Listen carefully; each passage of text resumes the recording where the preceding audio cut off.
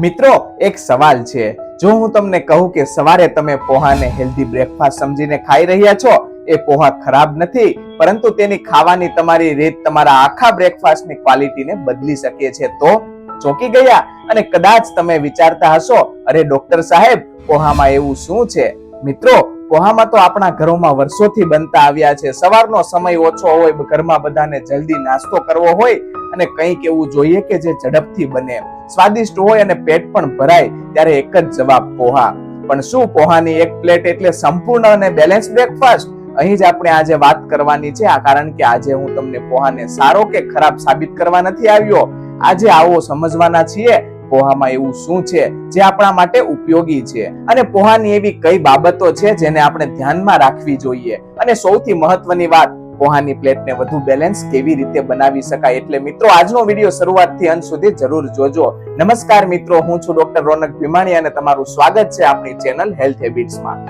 આપણી ચેનલ પર આપણે એવી હેલ્થ ઇન્ફોર્મેશનની વાત કરીએ છીએ જે આપણને રોજિંદા જીવનમાં કામ આવે, અને આજનો વિષય પણ એવો જ છે, પોહા. એકદમ સામાન્ય ખોરાક, કોઈ એક્સપેન્સિવ સુપરફૂડ નહીં, કોઈ ઇમ્પોર્ટન્ટ ફૂડ નહીં, આપણા ઘરમાં સરળતાથી બનતો નાસ્તો. પરંતુ સવાલ એ છે, શું સામાન્ય એટલે આપોઆપ સંપૂર્ણ હેલ્ધી? ના મિત્રો, અને આ વાત માત્ર પોહા માટે નથી. આપણે જે પણ ખાઈએ છીએ તેમાં એક જ વસ્તુ જોવાથી આખી પિક્ચર સમજાતી નથી. આપણે જોવું પડે, શું ખાઈ રહ્યા છીએ, કેટલું ખાઈ રહ્યા છીએ, કેવી રીતે બનાવી રહ્યા છીએ, અને તેની સાથે શું ખાઈ રહ્યા છીએ. આ ચાર બાબતો ઘણી મહત્વની છે. ચાલો સૌથી બેઝિક પ્રશ્નથી શરૂઆત કરીએ. પોહા એટલે શું? પોહા સામાન્ય રીતે ચોખામાંથી બનાવવામાં આવેલા ફ્લેટર રાઈસ ફ્લેન્ક છે, અર્થાત ચોખાને પ્રોસેસ કરીને ચપટા ફ્લેન્ક્સના સ્વરૂપમાં બનાવવામાં આવે છે. હવે અહીં એક શબ્દ સાંભળીને ડરવાની જરૂર નથી, પ્રોસેસ. કારણ કે પ્રોસેસ એટલે હંમેશા અનહેલ્ધી એવું નથી. આપણે ફૂડને આખા કોન્ટેક્સ્ટમાં જોવું જોઈએ. પોહા આપણને સામાન્ય રીતે પાણીથી તૈયાર કરીએ છીએ. તેમાં મસાલા, ડુંગળી, લીંબુ, શાકભાજી, મગફળી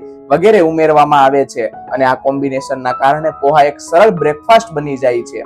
હવે હું જાણું છું કે તમારા મનમાં સૌથી પહેલો સવાલ આ જ છે, પોહા હેલ્ધી છે કે નહીં? તો ચાલો એકદમ સીધી વાત કરીએ. પોહા એકમાત્ર ફૂડ તરીકે મેજિક ફૂડ નથી કે તે નથી ફોરબિડન ફૂડ. એનો અર્થ શું છે? એનો અર્થ એ છે કે માત્ર પોહાનું નામ સાંભળીને આપણે તેને સુપરફૂડ બનાવી ન શકીએ, અને માત્ર તેમાં કાર્બોહાઈડ્રેટ છે એટલે તેને અનહેલ્ધી પણ કહી શકીએ નહીં. આપણે આખી પ્લેટ જોવી પડે. એક નાનું ઉદાહરણ સમજજો. માનો કે બે વ્યક્તિ છે, બંને સવારે પોહા ખાય છે. પહેલી વ્યક્તિની પ્લેટમાં છે યોગ્ય પ્રમાણમાં પોહા, સારી માત્રામાં વેજીટેબલ, થોડી મગફળી અને તેની જરૂરિયાત પ્રમાણે પ્રોટીનનો સોર્સ. બીજી વ્યક્તિની પ્લેટમાં છે ઘણા બધા પોહા, વધારે તેલ, બટાકા, ઉપરથી સેવ અને સાથે ખૂબ જ ખાંડવાળી ચા. હવે કહો, બંનેએ પોહા ખાધા છે, પરંતુ શું બંનેનો બ્રેકફાસ્ટ એક સરખો છે? બિલકુલ નહીં. આ છે સૌથી મહત્વની વાત.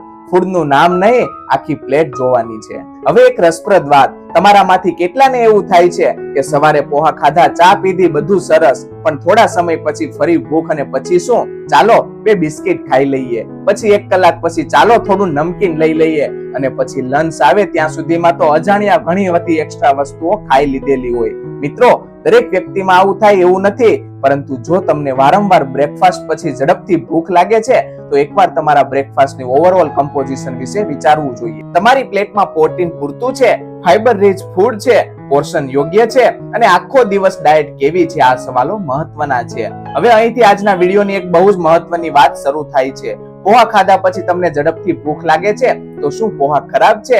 જવાબ એટલો સિમ્પલ નથી, કારણ કે ભૂખ પર માત્ર એ ફૂડ નહીં, પરંતુ આખા મીલ, પોર્શન, વ્યક્તિની જરૂરિયાત અને લાઈફસ્ટાઈલ જેવી ઘણી બાબતો અસર કરી શકે છે. સૌથી પહેલા એક વાત ક્લિયર કરી દઈએ. હું જ્યારે પરફેક્ટ પોહા પ્લેટ કહું ત્યારે એનો અર્થ એવો નથી કે દરેક વ્યક્તિએ એક જ રેસીપી ફોલો કરવી, કારણ કે દરેક વ્યક્તિ અલગ હોય છે. કોઈ બાળક છે, કોઈ યુવાન છે, કોઈ આખો દિવસ ઓફિસમાં બેસે છે, કોઈ ખૂબ જ ફિઝિકલ વર્ક કરે છે, કોઈ વેઇટ મેનેજ કરવા માંગે છે, કોઈને ડાયાબિટીસ છે, કોઈને બીજી ડાયટરી અથવા મેડિકલ જરૂરિયાત છે. એટલે એક જ પ્લેટ બધાને શૂટ જ કરે એવું જરૂરી નથી, પરંતુ એક સિમ્પલ પ્રિન્સિપલ છે. બ્રેકફાસ્ટમાં માત્ર એક ફૂડ પર ડિપેન્ડ કરવાને બદલે વેરાયટી અને બેલેન્સ વિશે વિચારવું, અને એ જ આપણે શીખવાના છીએ. નંબર 1 છે પોહામાં વેજીટેબલ વાપરવાની રીત. સૌથી પહેલા અને સૌથી સરળ બદલાવ, વેજીટેબલ્સ. હવે સાચું કહેજો, તમારા પોહામાં શાકભાજી કેટલા હોય છે?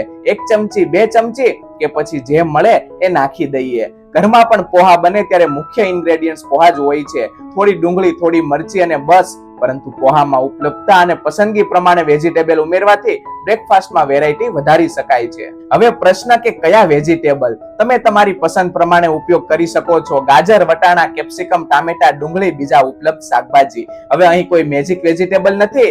મુદ્દો છે વેજીટેબલને બ્રેકફાસ્ટનો ભાગ બનાવવો. કારણ કે વેજીટેબલ માંથી આપણે વિવિધ વિટામિન્સ, મિનરલ્સ અને ફાઈબર સહિતના ન્યુટ્રિયન્ટ્સ મળી શકે છે. માનો કે બે ઘરમાં પોહા બન્યા. ઘર નંબર 1 માં પોહા, ડુંગળી, મસાલો. ઘર નંબર 2 માં પોહા, ડુંગળી, ગાજર, વટાણા અને કેપ્સિકમ. હવે બંનેનો બેઝ તો પોહા જ છે, પરંતુ બીજી પ્લેટમાં વેજીટેબલની વેરાયટી વધારે છે. એટલે એક નાનો પ્રેક્ટિકલ ચેન્જ અને આખી પ્લેટનું ન્યુટ્રિશન કમ્પોઝિશન બદલાઈ શકે છે. નંબર 2 છે મગફળી. હવે આવીએ એવી વસ્તુ પર જે પોહાનું નામ સાંભળતા જ ઘણા લોકોને યાદ આવે છે, મગફળી. મિત્રો, પોહામાં મગફળી માત્ર ક્રંચ અને ટેસ્ટ માટે જ નથી. મગફળીમાં પ્રોટીન અને ફેટ સહિતના અનેક ન્યુટ્રિયન્ટ્સ હોય છે. એટલે પોહામાં યોગ્ય પ્રમાણમાં મગફળી ઉમેરવી એક પ્રેક્ટિકલ ઓપ્શન હોઈ શકે. પરંતુ અહીં એક વાત ખૂબ જ મહત્વની લાઈન યાદ રાખજો. સારી વસ્તુ એટલે અનલિમિટેડ વસ્તુ નહીં. આ વાત મગફળી માટે પણ લાગુ પડે છે. હવે માનો કોઈ કહે મગફળી હેલ્ધી છે અને પછી પોહામાં એક મુઠ્ઠી નહીં, 2 મુઠ્ઠી નહીં, સૌથી મોટી વાટકી મગફળી નાખી દે.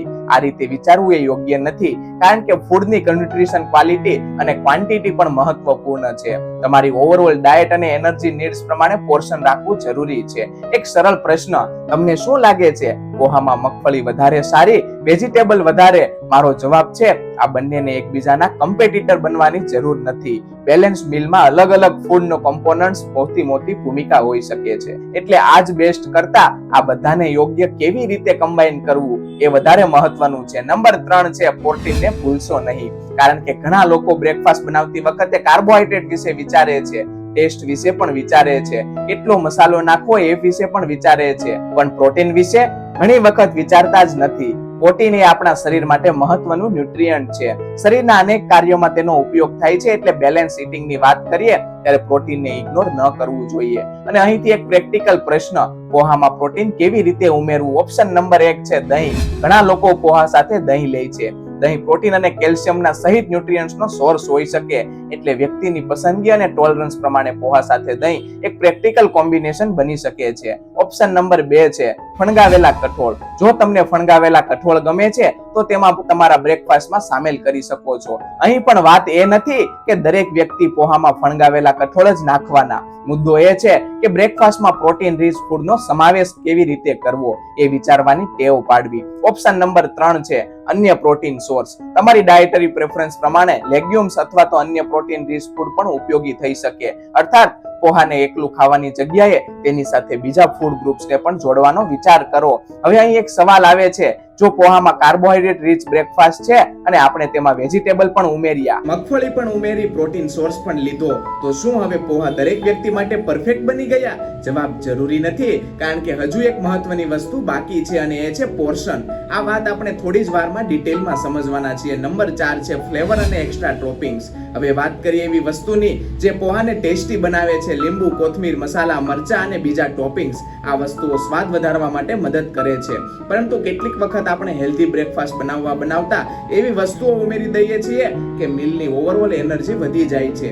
માનો તમે પોહા બનાવ્યા, બધું સરસ, વેજીટેબલ નાખ્યા, મગફળી નાખી અને પછી ઉપરથી સેવનો મોટો ઢગલો. હવે સ્વાદ એકદમ જબરદસ્ત, પણ પ્રશ્ન એ, શું આ એક્સ્ટ્રા ટોપિંગની જરૂર હતી? જો તમે વેઇટ મેનેજમેન્ટ કરવાનો પ્રયત્ન કરો છો અથવા તમારી કેલરીઝ ઇન્ટેક ધ્યાનમાં રાખો છો તો આવા એક્સ્ટ્રાનું પ્રમાણ મહત્વનું બની શકે છે. નંબર 5 છે તેલનું પ્રમાણ. હવે એક એવી વસ્તુ જે દેખાતી નથી પણ મિલમાં એનર્જી ઉમેરે છે, તેલ.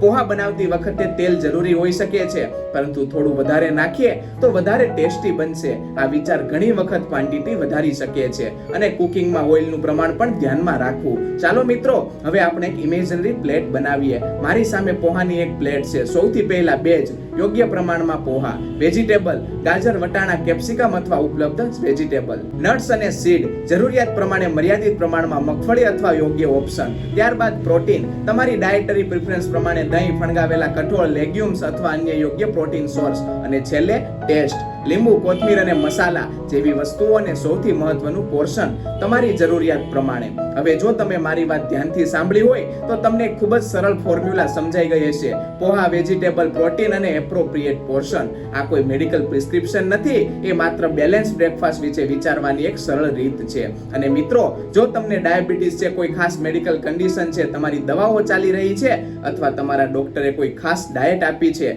તો આ સામાન્ય યુટ્યુબ ઇન્ફોર્મેશનને તમારી વ્યક્તિગત મેડિકલ એડવાઇસનો રિપ્લેસમેન્ટ ન માનવો. તમારા ડોક્ટર અને રજિસ્ટર્ડ ડાયટિશિયનની વ્યક્તિગત સલાહને પ્રાથમિકતા આપશો.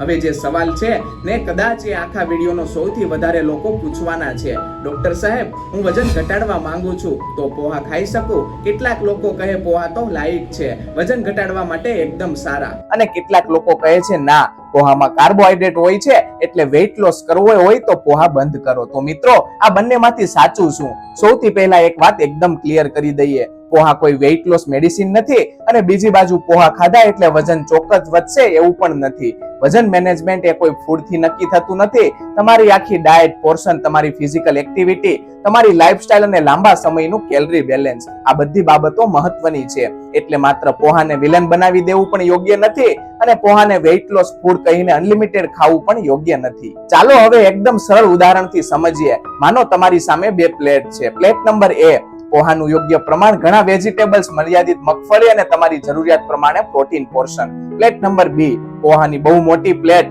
વધારે તેલ, બટાકા, મોટી માત્રામાં મગફળી, ઉપરથી સેવ અને સાથે ખાંડવાળી ચા. હવે બંને વ્યક્તિ કહી શકે મેં તો પોહા જ ખાધા, પણ મિત્રો, બંને બ્રેકફાસ્ટ એક સરખા છે? ના. આજ છે આજની સૌથી મહત્વની વાત. ખોરાકનું નામ નહીં, આખી પ્લેટ અને પોર્શન જુઓ. હવે અહીં એક ખૂબ જ કોમન મિસ્ટેક છે. કોઈ કહે પોહા તો હળવો નાસ્તો છે, અને પછી એક નાની પ્લેટની જગ્યાએ ખૂબ જ મોટી પ્લેટ લઈ લીધી, પછી બીજી સર્વિંગ, પછી ચા, પછી બિસ્કિટ, અને થોડા સમય પછી કહે મને તો સમજાતું જ નથી કે મારું વજન કેમ નથી ઘટતું. મિત્રો, આપણે ઘણી વખત એક ફૂડને હેલ્ધી માનીને તેની ક્વોન્ટિટી પર ધ્યાન આપવાનું બંધ કરી દઈએ છીએ, પરંતુ વેઇટ મેનેજમેન્ટમાં પોર્શન ખૂબ જ મહત્વનું છે. હવે અહીં એક વાત સમજજો, હું તમને કોઈ એક ફિક્સ ગ્રામ અથવા તો એક કોઈ બાઉલ બધાના માટે કહીશ નહીં, કારણ કે દરેક વ્યક્તિની જરૂરિયાત અલગ છે. એક બાળક એક ઓફિસમાં 8 થી 10 કલાક બેસનાર વ્યક્તિ, કન્સ્ટ્રક્શન વર્કર અને એક એથ્લેટ્સ અને એક એલ્ડરલી વ્યક્તિ, બધાની એનર્જી નીડ્સ એકસરખી હોય છે? બિલકુલ નહીં. એટલે પોર્શન વ્યક્તિની જરૂરિયાત પ્રમાણે નક્કી થવું જોઈએ, પરંતુ એક પ્રેક્ટિકલ રૂલ છે, પ્લેટ એટલી મોટી ન કરો કે પોહાની આખી પ્લેટ પર છવાઈ જાય અને બાકીની વસ્તુઓ માટે જગ્યા જ ન રહે. આ વાત યાદ રાખજો. સમસ્યા ઘણી વખત એક ઇન્ગ્રેડિયન્ટ્સમાં નથી હોતી, સમસ્યા કોમ્બિનેશન અને ક્વોન્ટિટીમાં હોઈ શકે છે. હવે સાચું કહેજો, કેટલાક ઘરમાં પોહા સાથે ચા કમ્પલસરી છે, પોહા વગરની ચા નહીં અને ચા વગર પોહા નહીં. ચા પોતે જ કોઈ ફોરબિડન વસ્તુ નથી, પરંતુ જો ચામાં ખાંડનું પ્રમાણ વધારે હોય અને સાથે તમે પોહા, બિસ્કિટ, નાસ્તો વધારે પણ લો, તો આખા બ્રેકફાસ્ટની ટોટલ એનર્જી વધતી જાય છે. એટલે વેઇટ મેનેજમેન્ટ કરતા લોકો માટે માત્ર પોહાને જોવાને બદલે પોહા, ચા, બિસ્કિટ અને ટોપિંગ્સ, આ બધું કોમ્બિનેશન જોવું વધુ યોગ્ય છે. હવે હું તમને એક એવી વસ્તુ વિશે કહું છું જે ઘણી વખત આપણને દેખાતી પણ નથી, એક્સ્ટ્રા ટોપિંગ્સ. પોહા તૈયાર અને પછી થોડી સેવ નાખીએ, પછી થોડું નમકીન, પછી થોડી મગફળી વધારે અને પછી લીંબુ તો નાખવાનું જ. લીંબુની વાત નથી કરતો મિત્રો, વાત છે એવા ટોપિંગ્સની જે તમારી ઓવરઓલ એનર્જી ઇન્ટેકને વધારી શકે. અને જો તમે વેઇટ લોસ કરી રહ્યા છો તો શું ઉમેરવું, જેટલું મહત્વનું છે કે કેટલું ઉમેરવું. અને અહીંથી ખૂબ જ એક મહત્વની વાત આવે છે. ક્યારેક વ્યક્તિ કહે હું સવારે હેલ્ધી બ્રેકફાસ્ટ કરું છું, પણ આખો દિવસ જોવામાં આવે તો બ્રેકફાસ્ટ હેલ્ધી હોવા છતાં snacks, sweets, drinks, extra portion અને ફિઝિકલ ઇનએક્ટિવિટી, આ બધું મળીને પરિણામ બદલી શકે છે. એટલે મિત્રો, વેઇટ લોસ માટે એક મીલને પરફેક્ટ બનાવવાથી વધારે મહત્વનું છે આખી લાઈફસ્ટાઈલને સમજવી. મિત્રો, વેઇટ લોસ એટલે ભૂખ્યા રહેવું નહીં, વેઇટ લોસ એટલે દરેક મનપસંદ ફૂડને પરમનન્ટલી બંધ કરી દેવું પણ નહીં. વેઇટ લોસ મેનેજમેન્ટનો અર્થ છે સમજદારી પૂર્વક ખાવું, પોર્શન સમજવું, ફૂડની ક્વોન્ટિટી અને ક્વોલિટી સમજવી, તમારી એક્ટિવિટી સમજવી અને લાંબા સમય સુધી ફોલો કરી શકાય તેવી લાઈફસ્ટાઈલ બનાવવી. અત્યાર સુધી આપણે પોહા વિશે ઘણી મહત્વની વાતો કરી, પણ હવે જે સવાલ છે ને, એ કદાચ તમારા પોતાના ઘરમાં કોઈને લાગુ પડી શકે. ડોક્ટર સાહેબ, મને ડાયાબિટીસ છે, તો શું હું પોહા ખાઈ શકું? અને પછી બીજો સવાલ, મારા બાળકને રોજ પોહા આપું તો ચાલે? અને ત્રીજો, મારા મમ્મી કે પપ્પા, દાદા કે દાદી માટે પોહા યોગ્ય છે? હવે ધ્યાનથી સાંભળજો, આ ત્રણેય સવાલનો જવાબ માત્ર હા કે ના માં આપી શકાય નહીં, કારણ કે એક જ પોહા એક વ્યક્તિ માટે એક જ રીતે યોગ્ય હોઈ શકે અને બીજી વ્યક્તિ માટે પોર્શન, ઇન્ગ્રેડિયન્ટ્સ અથવા આખા મીલને અલગ રીતે જોવાની જરૂર પડી શકે. તો આજે આપણે એકદમ સરળ ભાષામાં સમજવાના છીએ ડાયાબિટીસમાં પોહા સાથે શું ધ્યાન રાખવું, બાળકો માટે બ્રેકફાસ્ટ કેવી રીતે બેલેન્સ વિચારવો અને વડીલો માટે પોહા બનાવતી વખતે કઈ પ્રેક્ટિકલ બાબતો ધ્યાનમાં રાખવી. ચાલો શરૂઆત કરીએ. સૌથી પહેલા વાત કરીએ ડાયાબિટીસની. મિત્રો, પોહામાં કાર્બોહાઈડ્રેટ્સનો મુખ્ય ન્યુટ્રિયન્ટ છે અને ડાયાબિટીસ ધરાવતી વ્યક્તિ માટે પોહાને માત્ર હેલ્ધી કહીને અનલિમિટેડ ખાવું એ યોગ્ય નથી, પરંતુ એટલું કહી દેવું ડાયાબિટીસ છે એટલે પોહા કાયમ માટે બંધ, આ પણ યોગ્ય જનરલ રૂલ્સ નથી, કારણ કે વ્યક્તિની આખી diet, portion, medication, activity, glucose control અને અન્ય હેલ્થ ફેક્ટર અલગ હોઈ શકે છે. આ ગેરસમજ ખાસ ધ્યાનથી સાંભળજો. કોઈ ફૂડ હેલ્ધી પેટર્નનો ભાગ બની શકે છે એનો અર્થ એવો નથી કે બ્લડ ગ્લુકોઝ પર કોઈ અસર નથી કરતું. પોહા કાર્બોહાઈડ્રેટ કન્ટેનિંગ ફૂડ છે એટલે ડાયાબિટીસ ધરાવતી વ્યક્તિએ પોતાના પોર્શન અને ઓવરઓલ મીલ પેટર્નને ધ્યાનમાં રાખવું જરૂરી છે. હવે જો તમારી બ્લડ સુગર કંટ્રોલમાં નથી અથવા તમારી દવાઓ, ઇન્સ્યુલિન ચાલી રહી છે તો તમારા ટ્રીટિંગ ડોક્ટર અથવા તો રજિસ્ટર્ડ ડાયટિશિયનની વ્યક્તિગત સલાહને પ્રાયોરિટી આપવી. હવે આ પણ એક કોમન બિલીફ છે. કેટલાક લોકો કહે છે પોહામાં લીંબુ નાખો એટલે સુગર કંટ્રોલ. મિત્રો, લીંબુ સ્વાદ અને ફૂડ વેરાયટી માટે સારું હોઈ શકે, પણ કોઈ એક ઇન્ગ્રેડિયન્ટ્સને ડાયાબિટીસની ટ્રીટમેન્ટ તરીકે રજૂ કરવું એ યોગ્ય નથી. પોહામાં લીંબુ નાખો, હા, પણ ડાયાબિટીસની દવા તરીકે નહીં. ડાયાબિટીસ ધરાવતી વ્યક્તિ માટે એક પ્રેક્ટિકલ વિચાર એવો હોઈ શકે: પોહા, વેજીટેબલ, યોગ્ય પ્રોટીન સોર્સ, વ્યક્તિગત પોર્શન અને સાથે સુગરી ડ્રિંક્સ અને અનનેસેસરી એક્સ્ટ્રા પર ધ્યાન રાખવું. પરંતુ ફરી એકવાર કહું છું, આ કોઈ વ્યક્તિગત ડાયાબિટીસ ડાયટ ચાર્ટ નથી. તમારી દવા, ગ્લુકોઝ લેવલ અને હેલ્થ કન્ડિશન પ્રમાણે તમારી જરૂરિયાત અલગ હોઈ શકે છે. હવે વાત કરીએ બાળકોની. મિત્રો, હવે જો તમારા ઘરમાં બાળક છે તો આ ભાગ ખાસ ધ્યાનથી સાંભળજો, કારણ કે બાળકો માટે બ્રેકફાસ્ટનો હેતુ માત્ર પેટ ભરવાનો નથી.